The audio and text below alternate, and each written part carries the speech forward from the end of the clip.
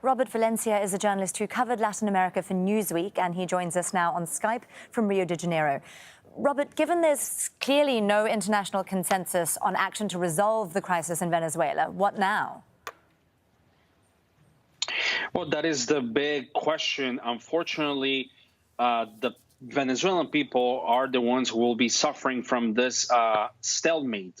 Both Maduro, especially from the Maduro administration, what we're seeing is that humanitarian help for Venezuela has become a proxy discussion or proxy war, so to speak, between Maduro and Juan Guaido, because Maduro knows that he needs more time for him to remain in power, and he's succeeding so far.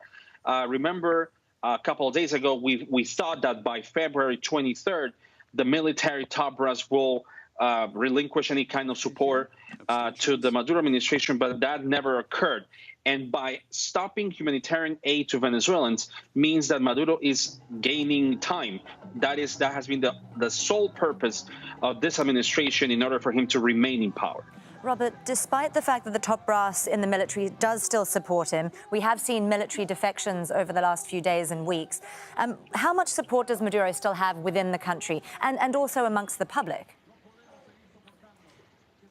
Well, Maduro's popularity has deteriorated all over the years. I mean, his popularity has been in decline. However, we don't have official numbers. I mean, we have organizations within Caracas, within Venezuela, that have dedicated to take some sort of a measure or just to get a sense of what people's feelings toward the government. And obviously, Maduro is not a popular leader. Hence the reason why he's so hesitant to call for fair elections, because in his mind he might be losing.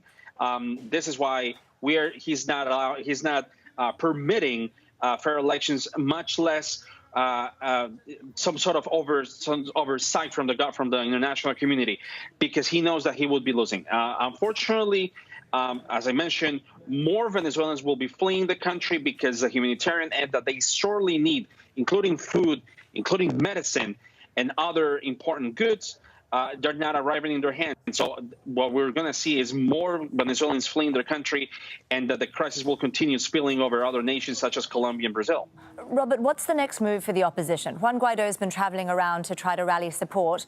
What happens next when he returns to the country, and what can the opposition do? That is a good question, and I think that what Guaido should keep doing, and the opposition should be doing, is continue to rally support behind them and really push forward any kind of humanitarian aid. Now, let's not forget that that Maduro accepted help from the United Nations. He received $8 million in November 2018. So it is a very difficult situation. We are seeing a gridlock.